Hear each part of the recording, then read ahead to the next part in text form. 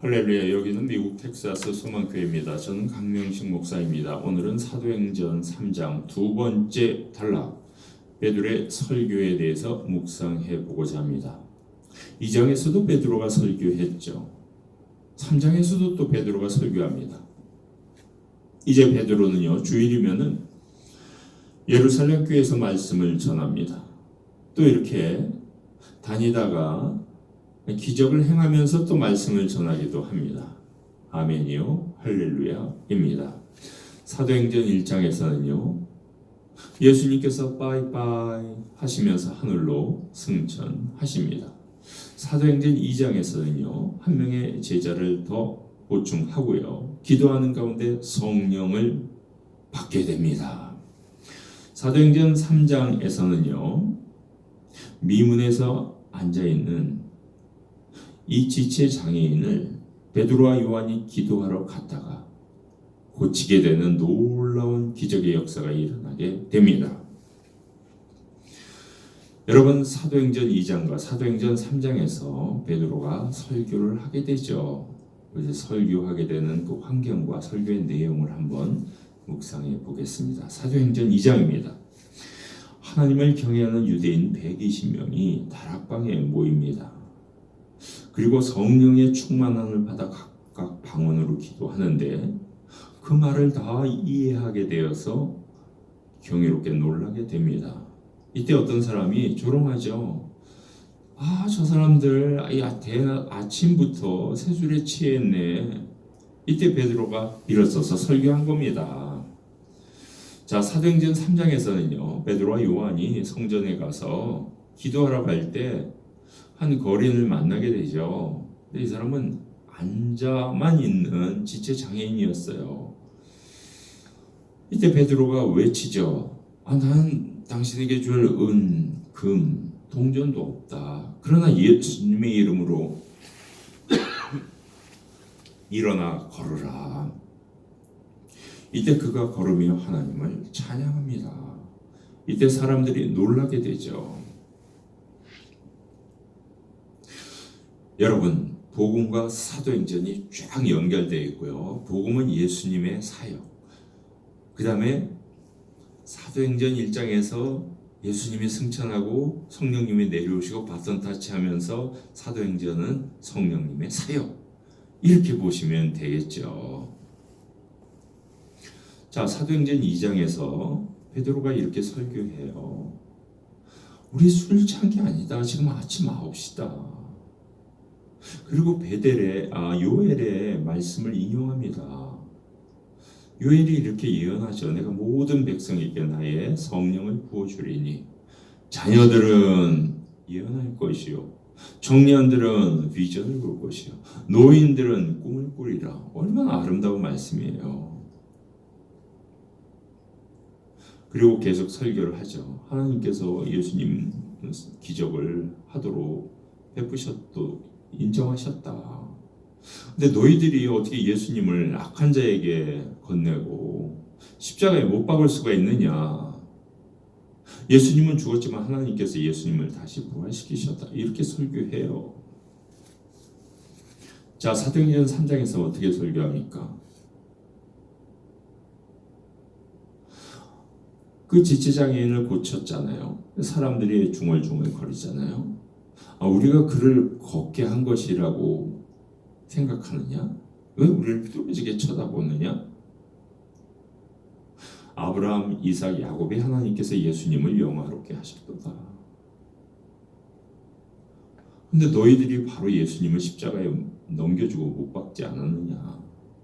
빌라도 앞에서 예수님을 못 박으라고 외치지 않았느냐? 빌라도는 풀어주려고 했는데 너희들은 생명의 주관자를 죽였도다. 그러나 하나님께서는 예수님을 죽음에서 일으키셨도다. 이게 항상 예수님 중심으로 설교를 해요. 구약을 인용하면서도 예수님으로 마무리를 하게 되죠.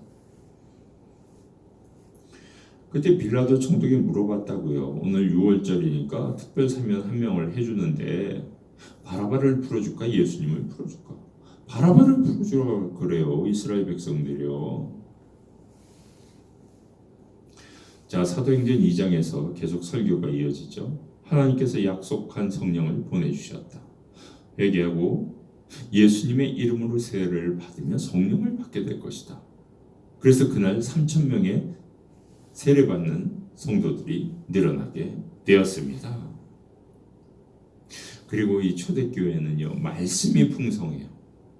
친교가 풍성합니다. 또 기도에 힘씁니다. 기적들을 많은 그 사도들이 베풀죠. 어떤 사람은 은혜 받아서 재산과 소유물을 팔아서 필요한 사람들에게 전달을 하죠. 사도행전 3장에서는요, 예수님을 믿는 믿음. 그러면 장애인도 치유가 될 것이다. 너희들이 모르고 행했으니까 회개하고 하나님께로 돌아가라. 그러면 너희들의 죄가 말갛게 하얗게 씻어지게 될 것이다. 하나님이 아브라함에게 말씀하셨다. 모든 사람들은 너의 후손을 통해서 복받게 될 것이다. 자, 그러니까 예수님께 돌아오면 된다는 거예요. 이렇게 설교하고 있어요. 예수님을 굳게 믿으라고 외치고 있습니다. 사도행전 1장에서 이제 성령님이 올 걸 약속하죠.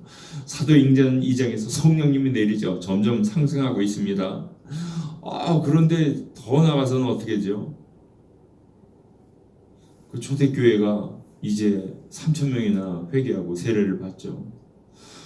또 이제 3장 가면은 이제 베드로와 요한이 지체장애인을 고쳐요. 근데요, 일부 유대인들은 우리는 못 믿겠다 하면서 핍박합니다.